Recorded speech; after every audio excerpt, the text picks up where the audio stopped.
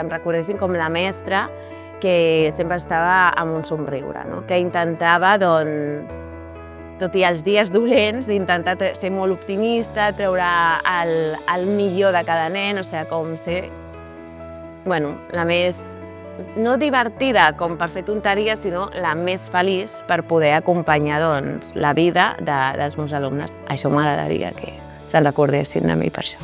Amb carinyo. Que, bueno, doncs això, no? També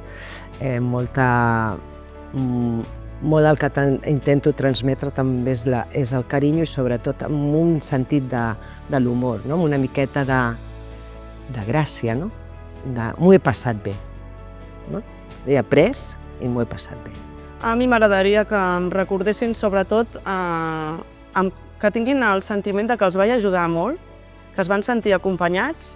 M'agradaria que recordessin la part de diversió, no? De rebre activitats significatives per ells i que les recordin.